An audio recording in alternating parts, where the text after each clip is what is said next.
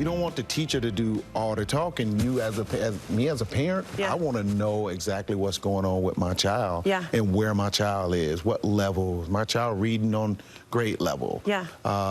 My child know multiplication. Yeah. You know, so those little things like that, don't be afraid to ask. Okay, good. That advice comes directly from an elementary school principal. Milton Collins encouraged parents in that conversation to ask their child's teacher questions about their kids' education. Well, that comment sparked today's topic. What questions exactly should we be asking?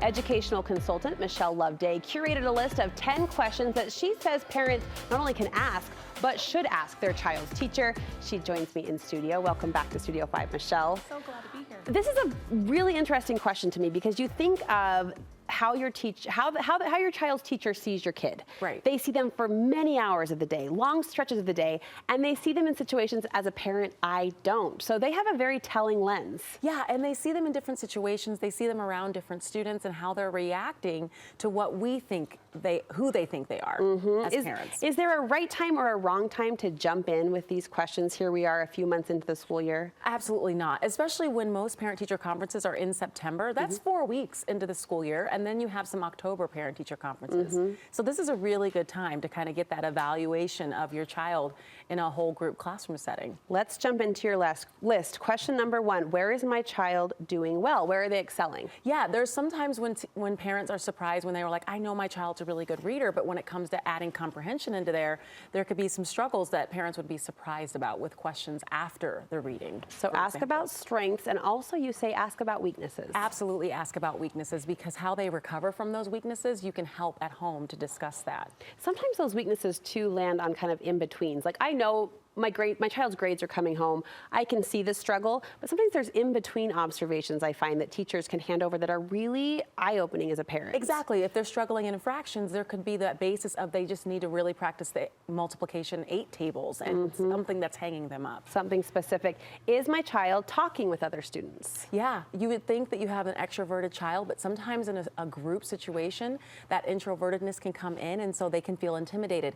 Some children have a fear of failure, and what does that look like when it's in a group setting? And the teacher, again, a unique lens to those social nuances of our child's personality.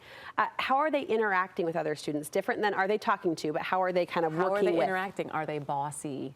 Are they the ones that take over and mother the other children that need more help? Are they the ones that kind of act like they don't know for the attention? It's interesting of how they kind of play to where they need the attention in the classroom with a group, or are they just sitting there and not participating at all? As you were elaborating on that, I'm thinking, you know, in the family dynamic, everyone plays a role. So what's the role my child plays in the classroom? Yeah, especially when you have multiple students. My child, for example, is the youngest in the classroom. And so for a while, she was the one of 10. So they were all a very young class. What does that look like when you have all the babies of the family and they're the youngest? How are they feeding off of each other? That's a really curious question. What kinds of responses does my child give in class? I love the specificity of this question. It's detailed. Oh, you would be surprised. When you have, for example, a 6th grader that's responding to a teacher in a question, are they sarcastic with their answer? Are they kind of, you know, sassy and disrespectful to a utmost? So you want to address the way that they're giving their responses instead of the know-it-all or the shy kind of responses. This next question is brilliant on many levels. It's one I wish I would have thought to ask earlier as a parent, but where can I find what they will be learning each month? Yes, I think it's really key so that when you're in the car talking to your students, you know where they're going in targets. Some teachers are really great about sending out a newsletter so you know, but there's other objectives throughout the year that are positioned on USBE's website, on the classroom website, and where can I go to access that so I can be a reinforcement at home as a parent? Well, and it's a vulnerable position as a parent to be sending your kid into a classroom and not really knowing what they're gleaning or taking away. That was something I struggled with my kindergartner. I was like looking left and right, like, do we know? Am I supposed to know what's happening? Absolutely, you're supposed to know. Yeah. Is there a way to ask that question without it sounding accusatory or sounding, you know, questioning the teacher? Yeah, so you get the report card every once in a while, right? And then it has the targets on there. So you can say, well, when are you going to be teaching this objective? Because a lot of times a report card has an empty grade next to it, and you're like, well, did they not learn that at all? But they could be learning it 3rd quarter. So it's just like, well, what can I do to help reinforce what you're teaching at that moment so I don't jump the gun or I don't ignore what they need support on. Got it. It becomes a timeline question. Really smart, really smart.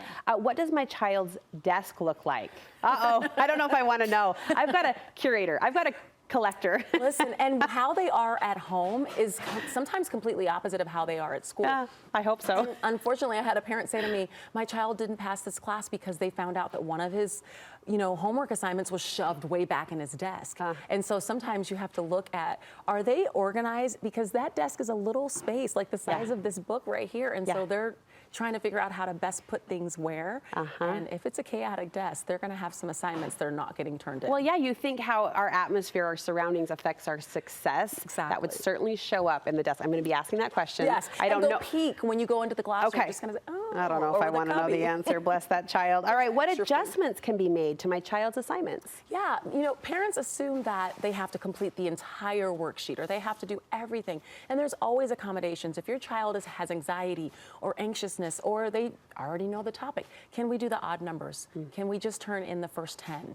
What does that look like and can we make an arrangement? And a lot of that can be in a discussion with 504s, which is another question if your child needs that. And these last two touch on parent involvement, asking the teacher, do you need help? What days and times are good for me to visit? Does a teacher want to hear that? Yes, and some new teachers are a little bit nervous about it, but it's really helpful because there's assessments that happen on a daily basis that parents can help with. And so it's good to be in the classroom so you can see your child's friends and get an idea of who they are. This is a fantastic list. Thank you so much. Where can we get more advice from you, Michelle? Well, you can find me on Instagram and Facebook on Michelle Loveday Consulting or even on my website, Loveday Educational Consulting. Loveday Educational Consulting. Thank you so much for keeping us on point as parents.